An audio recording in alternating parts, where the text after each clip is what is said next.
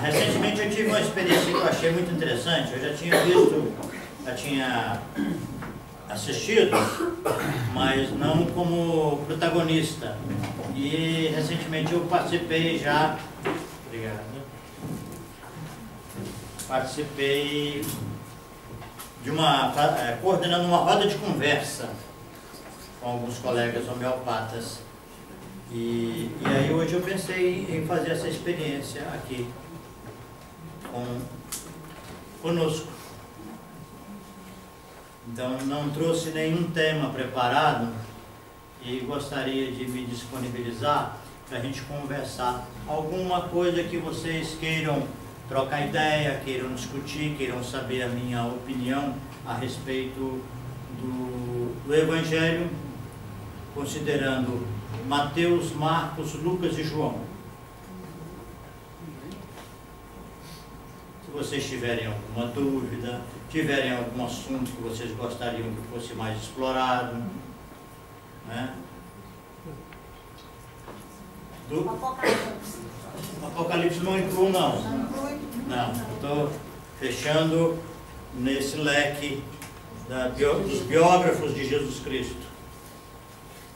Nem as cartas eu não incluo, porque eu já li assim por alto, não me concentrei.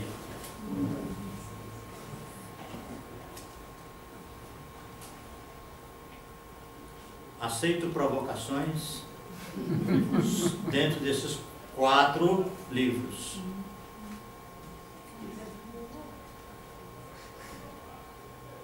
Eu imagino que vocês às vezes ficam com alguma dúvida nos temas que são tratados aqui em torno do Evangelho, não é?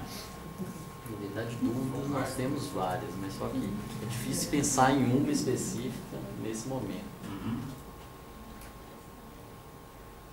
Mas podemos começar a discutir, né? Tanta coisa, né? Bacana, muita coisa. Não saiba o que faz, não saiba o que faz a sua mão direita. A sua mão esquerda não saiba o que faz a direita. A sua mão esquerda não saiba o que faz a sua mão direita. Eis porque nos fala por parábolas. Pode ser. Sim. Eu começaria dizendo que me faz pensar na questão da descrição. E a gente tem conversado aqui, eu já coloquei um pouco esse assunto numa ocasião, que é o fato de nós supervalorizarmos algumas virtudes, algumas qualidades, porque elas são muito realçadas por alguma linha de conhecimento. E essas virtudes que representam o grupo do apocamento, né, que sobressaem a modéstia, a discrição, e que envolvem um certo grau de renúncia. Em geral, nós não queremos essas virtudes. Nós queremos para nós, e admiramos muito, quando a virtude fala, ela propõe, ela ensina, ela recomenda a grandiosidade espiritual. Quando alguém faz um trabalho que se projeta, né? Quando o trabalho dele, a atividade, a produção dele repercute muito, né, no meio, aí nós achamos isso notável e muito digno de admiração, de divulgação, de propaganda. Mas quando alguém faz alguma coisa com uma mão e nem a outra fica sabendo, significa que quem está próximo muito menos, nos leva a refletir que alguns testemunhos espirituais, eles são vividos de tal forma no anonimato, de tal maneira eles são vivenciados na intimidade, que não ecoa, não repercute. E esse grupo de virtudes, de postura, de atividades, eles têm o mesmo valor espiritual do que aquelas que se projetam, que impressionam as pessoas, impressionam o meio, que merecem homenagem, né? Então vamos pegar aqui, né, Júlio. Se eu estiver enganado, você me ajuda. A irmã veneranda, não é? Ela declinou de uma premiação, não é verdade? Da honra de um reconhecimento, digamos assim, não é verdade? Nós estamos acostumados a pensar muito, né, que por um motivo ou por outro não podemos perder a medalha, não podemos abrir mão do pódio, do estrelato. Então nós estamos assim muito ávidos pela honraria, pelo prêmio, pela medalha. Esse grupo de virtudes, eles têm uma importância fundamental. No Evangelho, Jesus vai se referir de certa forma, de novo, a esse grupo, quando ele fala: bem-aventurados os pobres de espírito, porque deles é o reino dos céus. Ou seja, bem-aventurados os que não estão empolgados, que não estão assim naquela ânsia pelas coisas que são consideradas de valor espiritual. Pelo contrário, este grupo, ele se empenha em mostrar que o mais importante nessa vertente é você ter capacidade de mostrar que aqui também, onde nós vivemos, faz parte do reino de Deus. Aqui nesse mundo louco, a gente também pode viver o amor, a fraternidade, a compreensão, a tolerância e amparar e ser uma pessoa assistencial, sem que isso esteja escrito na nossa testa e nem que a gente tenha que se valer dos argumentos ou das propagandas da espiritualidade. Ou seja, mais do que mostrar que existe uma espiritualidade elevada em alguns aspectos, nós estamos interessados, nesse caso, quando nós fazemos alguma coisa relacionada com essa metade das virtudes, em mostrar que o reino de Deus está dentro de nós. Não está fora, não está além, não está depois, não está em outro lugar, mas está em nosso íntimo. E é daqui que ele se espraia, é daqui que ele se movimenta para mostrar a presença de Deus a partir de nós mesmos. Sim, Júlio? Esse gesto, né, que a mão, ele é presente e no dia a dia, muitas vezes, nosso.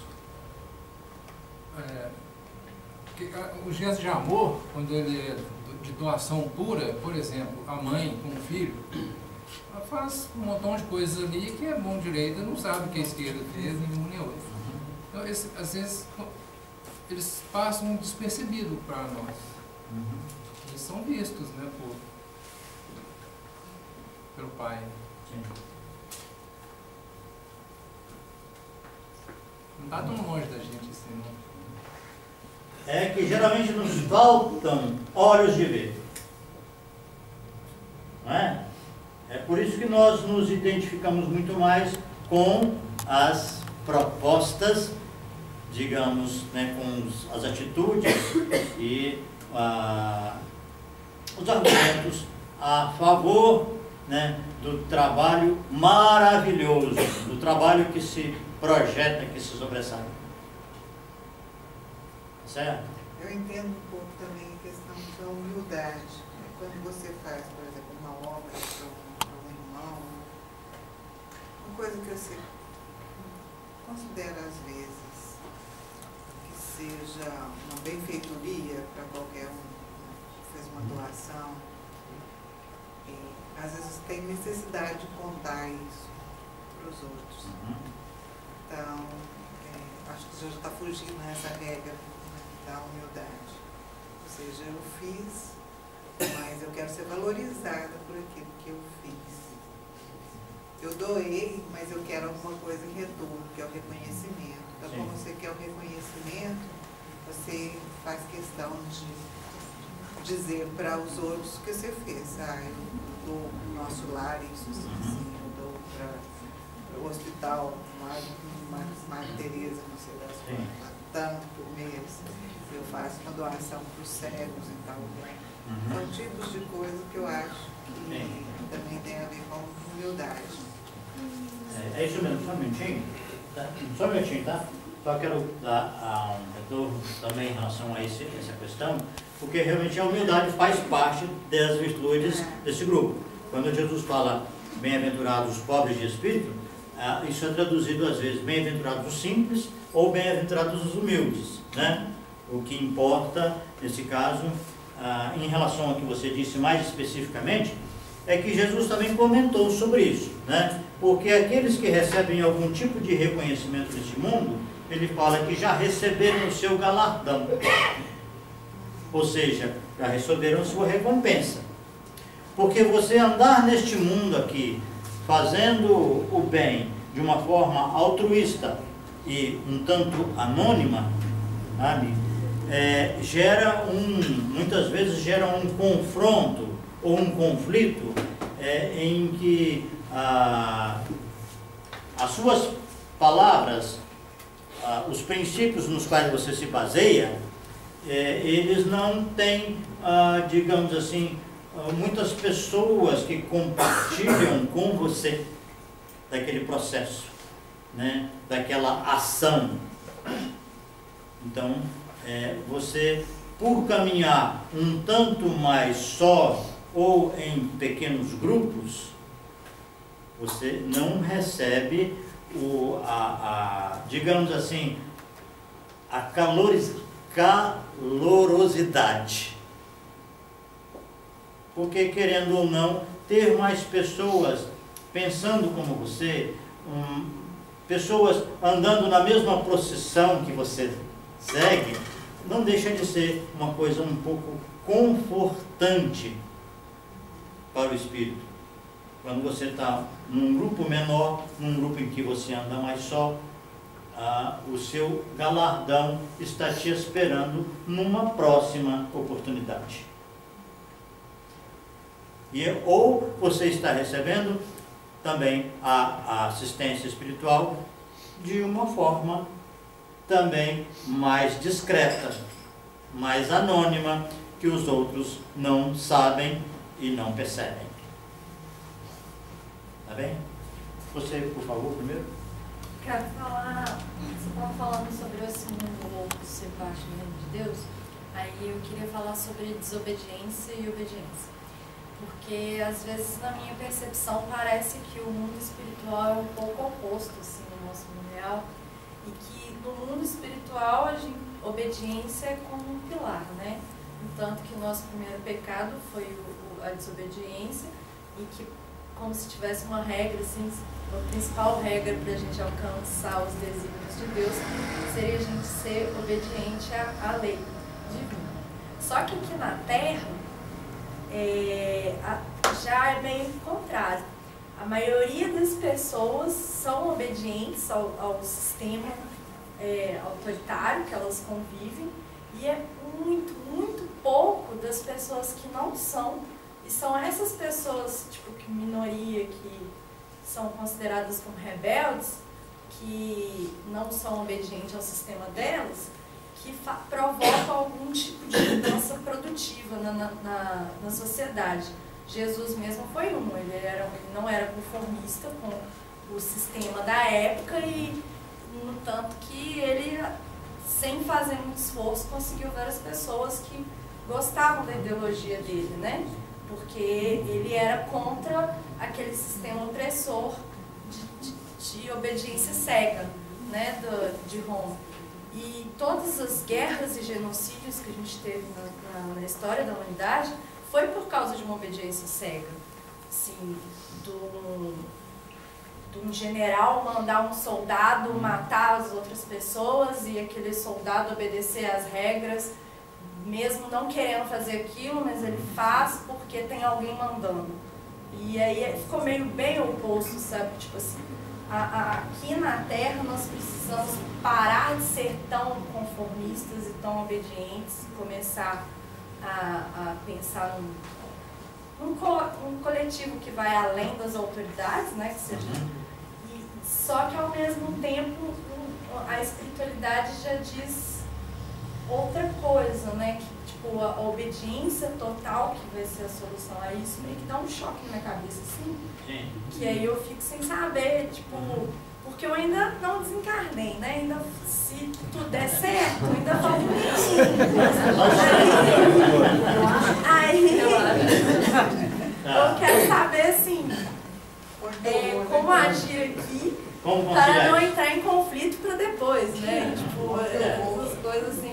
É uma colocação muito instigante. Vamos começar também com o começo da sua fala. Ela me lembra uma colocação de Jesus, quando ele diz que o que para os homens é elevação, para Deus é abominação. Não é?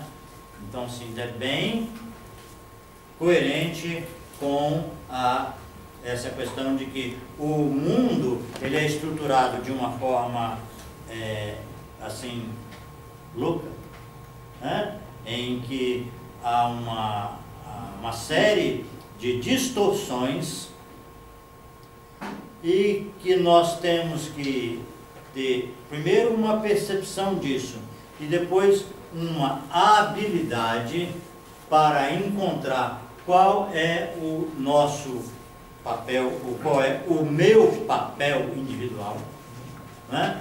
Até que ponto eu consigo ser o que eu sou e suportar as consequências das minhas escolhas.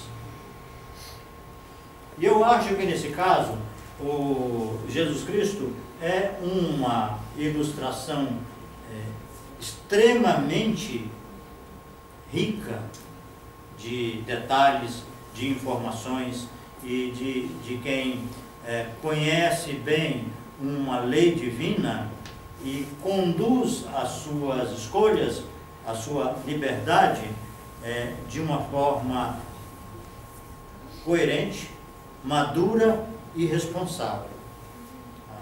Então, não adianta eu enfrentar o mundo de uma maneira assim muito arrojada, porque eu não vou dar conta de suportar duas coisas muito arriscadas. Primeiro, a tentativa de me transformar num líder. Porque logo que você enfrenta, você começa a ter seguidores que querem te colocar num papel que você vai puxar, né? Você vai conduzir um grupo ou uma massa para uma renovação de costumes. Jesus Cristo não aceitou definitivamente essa proposta. Quando ele chegou a ser aclamado pela massa e colocaram as folhas de palmeiras no chão para ele passar, ele, antes mesmo de chegar nesse momento, ele já pegou um jumento e entrou na cidade montado num jumento, né? O que indica para nós que ele estava apoiado num trono extremamente precário, né? Num trono de muita humildade, que era uma criatura sem recursos, né? E quando eles, aí no inverso, aí assim, a massa oscila de uma forma extremamente volátil, né? Ela sai do aplauso frenético para uma crítica e para uma oposição terrível, né? Então eles começaram a censurar os discípulos, né? E falaram com Jesus, né? Eles estão muito exaltados, né? Mais ou menos assim, né? E Jesus responde para eles, para esses opositores: se os meus discípulos se calarem, as pedras falarão. Bom, é para mostrar assim que realmente a nossa ânsia, nosso anseio, nossa vontade de que o mundo passe por mudanças, né? Que o país que nós moramos amadureça e trate todos os seus filhos com amor, com proteção, é um anseio, digamos assim, que é uma proposta de trabalho para nós que vai caminhar no tempo, se nós estivermos sintonizados com o Evangelho. Não podemos ter pressa. Então, além dessa questão inicial, que é nós estarmos muito atentos à tentativa de nos transformar em líderes, nós precisamos ter um cuidado, né, para que as nossas atitudes sejam coerentes, né, compatíveis com a nossa escolha espiritual, com a nossa sintonia espiritual, que é, nesse caso, uma figura que poderia, né, Jesus Cristo poderia ter exercido esse papel. Vou pedir um copo com água. Ela está aqui. Obrigado, Maru.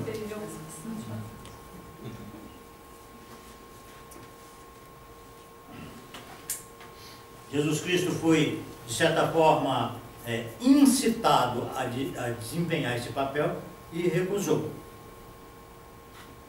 Nós não estamos aqui para mudar sistemas de governo. O cristão não está aqui para isso. Ele está aqui para mudar a si mesmo antes de tudo. E depois fazer alguma mudança no meio, mas de forma pacífica, de forma ordenada, que ouça antes de tudo a vontade espiritual, a vontade de Deus, que se manifesta nas circunstâncias com respeito, ou seja, respeitando A, B, C até Z.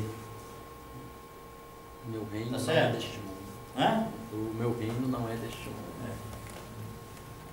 Ainda não, né? Ainda não. Estamos caminhando. Então, assim, a questão da obediência requer que a gente também obedeça não só aos ditames do mundo, as propostas revolucionárias, né? Não é por aí. Nós vamos obedecer primeiramente a nossa consciência à luz de uma visão espiritualista que se desdobra no tempo. Ok? Mais ou menos a gente começa por aí, tá bom? Pela ordem, Hipólito, depois Agrades.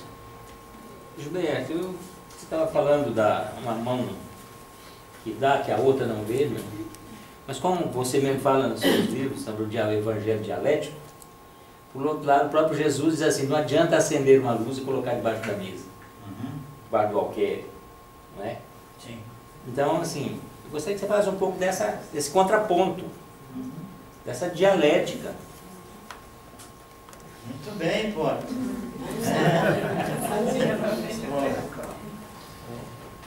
O feitiço virando contra o feiticeiro, né? Acho que a questão desse ponto é que se a gente não busca a projeção pessoal, se a gente não precisa de estar em evidência para fazer um trabalho fraterno e um trabalho de assistência humana, por outro lado, a gente tem que tomar cuidado com o inverso, que é a pessoa que está sempre alegando que não tem competência, que não sabe fazer, né? Que não dá conta de assumir uma atividade, um papel, né? Tipo assim, eu não estou pronta, tem recurso, vou esperar mais. Estou pronto, e isso não é só para... Comer. E não é só para atividades assim, institucionais, não. Tem muita gente que tem uma dificuldade imensa de assumir um relacionamento. Uma relação a dois, para algumas pessoas, é um bicho de 7 cabeças. E muita coisa a gente não aprendeu, né? A gente não nasceu sabendo. Entendeu? A gente vai se propor, vai ralar para aprender, vai tomar muitos tombos, alguns vão machucar muito nesses tombos, mas a gente tem que estar disposto a se levantar. E aí vem uma grande virtude que tem sido muito estudada na nossa época, que é a resiliência. Há pouco tempo eu estava aconselhando um primo meu. Casou-se, quase 30 anos de casamento e acabou, assim, virou fumaça o casamento. A mulher saiu e tchau, não quero mais saber disso. Olha, falei para ele, a melhor coisa para você, na minha opinião, é você arrumar uma outra companheira. Largar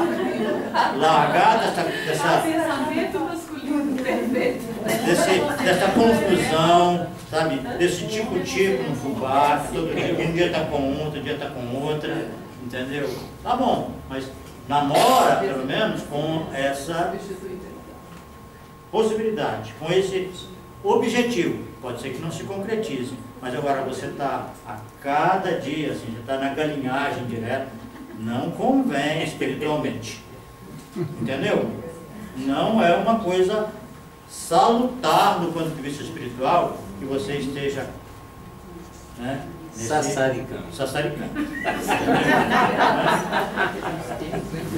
Porque a nossa vida, ela precisa de um eixo espiritual, um eixo de humanidade, né? Hoje nós temos uma diversidade muito grande. Essa diversidade, em princípio, ela é saudável, desde que não haja excessos, né?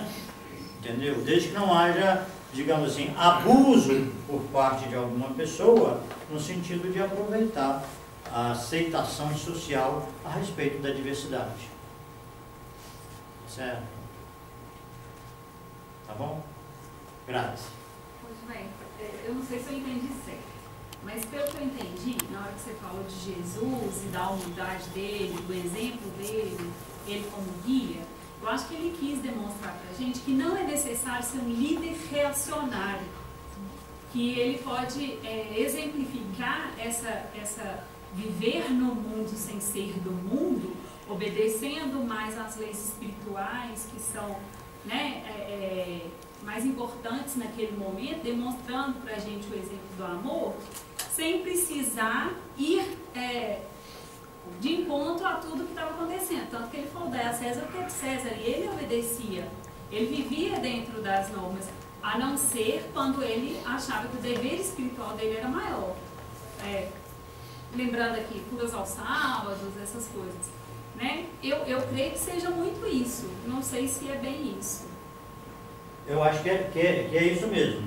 Agora, é importante que a gente aplique esse conceito que você falou nas coisas, digamos, que são muito, às vezes, glamourosas no mundo, são muito aceitas e até mesmo admiradas ou reverenciadas, e elas não correspondem a uma supremacia mesmo, verdadeira. Né? Eu vou falar mais claramente. Por exemplo, talvez eu até cometa algum excesso, uma distorção. Né? A medicina e a homeopatia. A homeopatia é o patinho feio da saúde, entendeu?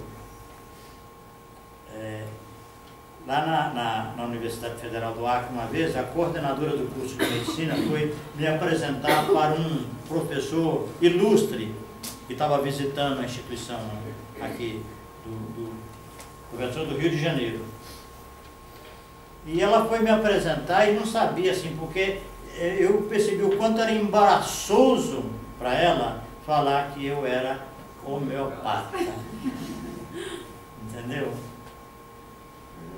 Eu não posso fazer nada para ajudá-la nesse sentido, porque eu tenho muito prazer, eu tenho muita honra em ser homeopata, então também não posso deixar por menos, né? Entendeu? Mas assim, eu acho que tem muita coisa no mundo. Você ser médico é muito bom. É um médico chapado ou careta, entendeu? Completamente convencional, ótimo, você pode fazer um bom trabalho, né?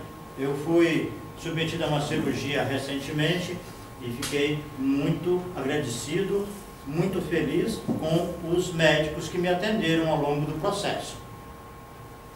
Entendeu? Porque se você recebe uma atenção humanizada, está muito bom, está excelente. Né?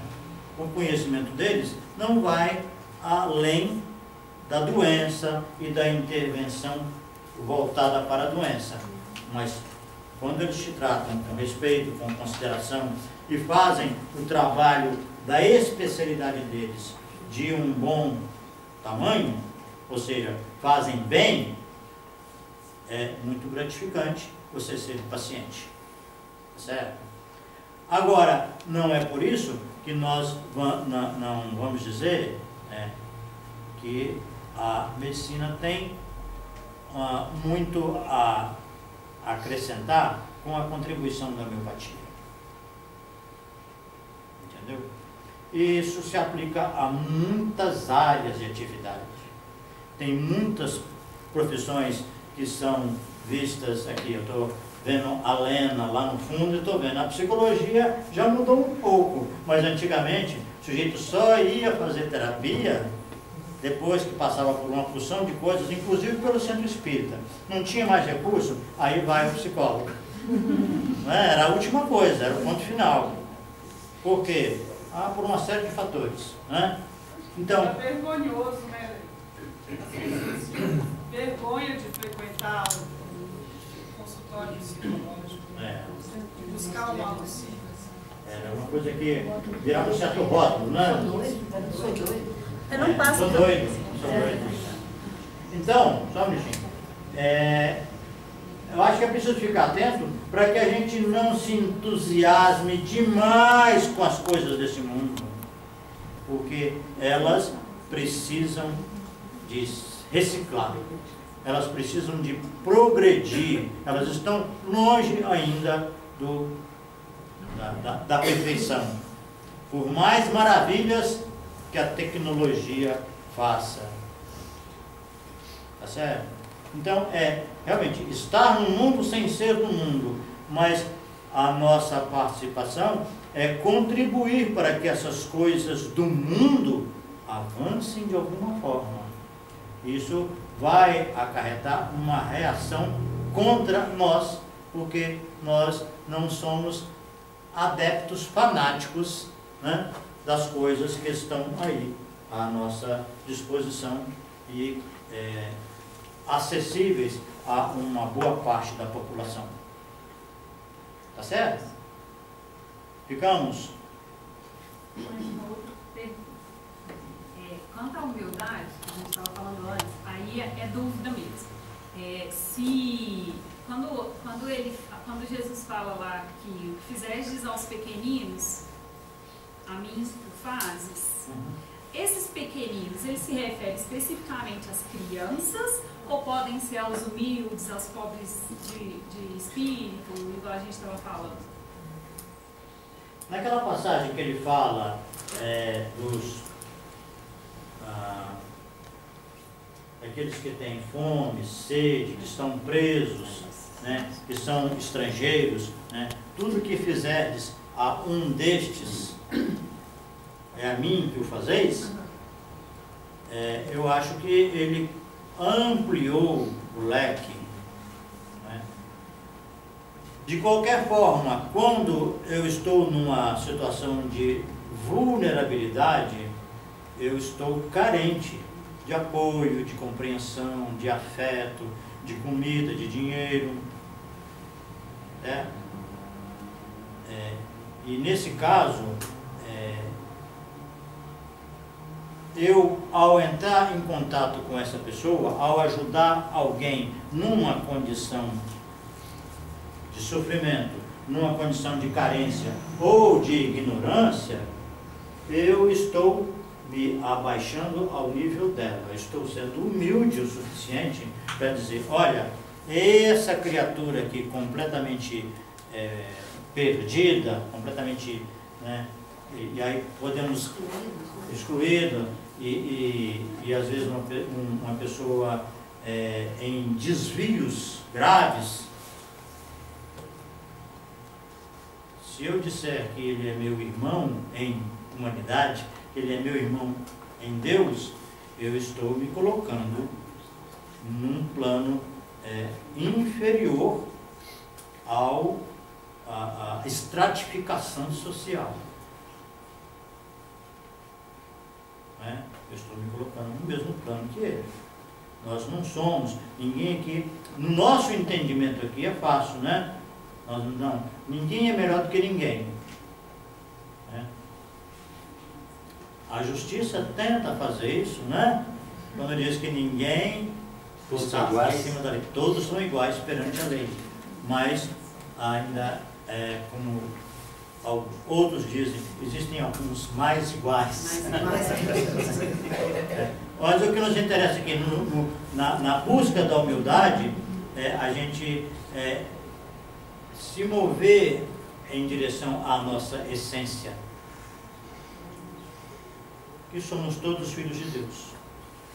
Dessa forma, não existe superioridade, existe uma adequação de cada um para a função, para o papel que ele está destinado. Bruno? Mudando um pouco o assunto, uma dúvida que eu tenho em relação ao Evangelho, quando Jesus fala no templo, foi inclusive um dos motivos da condenação dele: destruirei esse templo e reconstruirei em 3 dias. E muito se refere que ele estaria dizendo da própria ressurreição, que foi no 3º dia. Mas eu acredito que tenha um outro significado simbólico por trás disso. Inclusive o número 3, que, né, pela numerologia tem significado também. Se você sabe mais algum outro significado além disso, a respeito disso que ele falou, o que ele quis dizer simbolicamente? Achei muito interessante, mas eu não sei e nunca pensei que poderia ter algum outro Eu também não sei. né, significado. Porque, como ele disse, né, que o evangelista disse que Jesus Cristo, quando falou isso, se referia ao seu corpo e não ao templo, né, e a gente sabe que era impossível destruir um templo e reerguer em 3 dias, né? O que nós entendemos é que essa foi uma acusação hipócrita, uma acusação leviana de transformar essa afirmativa numa coisa literal, né? E não era literal, era uma metáfora. O Evangelho tem muitas metáforas porque é comum entre os orientais, né? Por exemplo, é mais fácil passar um camelo pelo fundo de uma agulha, né? E eu acho que ele falou exatamente isso, não foi outra coisa, ele disse isso, sabe? Do que entrar um rico no reino dos céus, tá certo?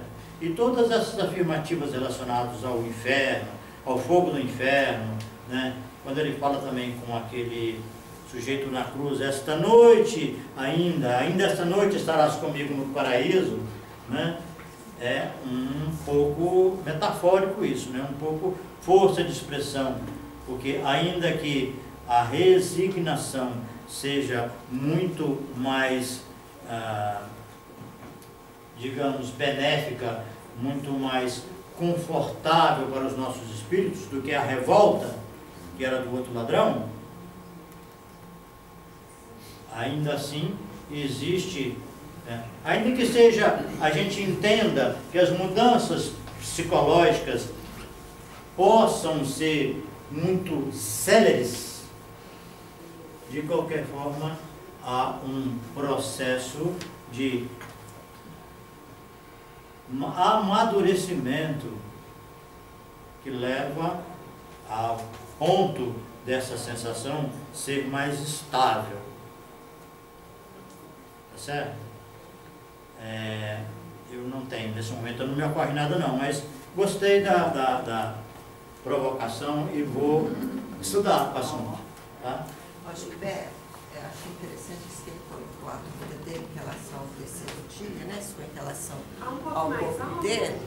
Não, o que ele colocou, né? Que que existe essa interpretação que de repente o tempo estava se dirigindo ao corpo de Jesus, que ele ia reerguer no terceiro dia.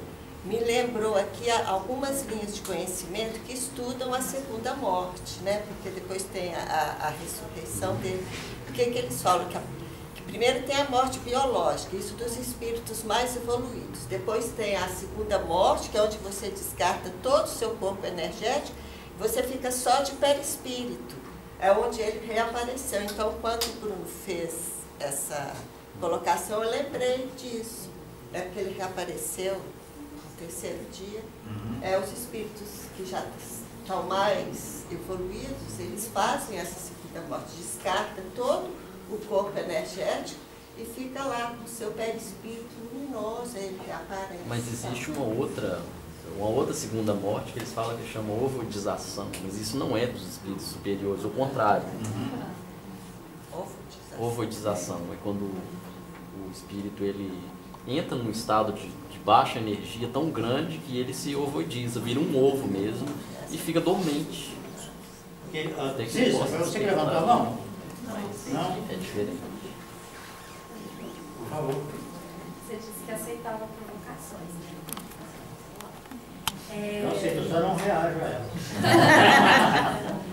É porque uma outra coisa que bate muito na minha cabeça é que antes do cristianismo chegar, existiam muitas religiões na Terra. E hoje ainda existem muitas crenças, por mais que tenha diminuído muito, né? Principalmente dizimado algumas crenças indígenas e de outros povos. Mas ainda existe uma grande força, por exemplo, no budismo, no mesmo e que são crenças que em alguns pontos se assemelham e em outros se diferenciam muito. E levando assim na consideração do cristianismo, que somos todos irmãos, né? Somos todos filhos da terra, somos filhos de Deus e filhos da terra. Como que entra essas outras crenças dentro do universo espiritual, assim, tipo, as pessoas que têm uma crença diferente aqui na Terra, depois elas entendem como é que é como que tem essa conexão, como é que faz essa divisão entre Jesus Cristo, Krishna e Buda e vários outros, porque, por exemplo, no budismo do cristianismo são muito parecidos no negócio do amigo, mas tem outras crenças que já têm coisas mais diferentes, tipo, não acreditar em reencarnação, em acreditar uma reencarnação maior ainda que a nossa e a gente ir até em habitar corpos de animais e outros universos, dimensões paralelas. Aí até na física, se a gente for para a física quântica, já tem as teorias das cordas com várias dimensões. E aí eu fico mais enfocada assim, essas pessoas. Tem pessoas com crenças diferentes. No mundo espiritual, até mesmo um ateu que não acredita em nada, ela vai ser tratada da mesma forma ou ela tem algo diferente? Outra teoria também é, tipo, somos todos iguais. E aquela pessoa, tipo Hitler, que matou um monte de gente, e aquela outra pessoa que a vida inteira fez caridade. Depois que chega lá, as duas vão ser tratadas exatamente da mesma forma, e aí não vai fazer diferença como que cada um é?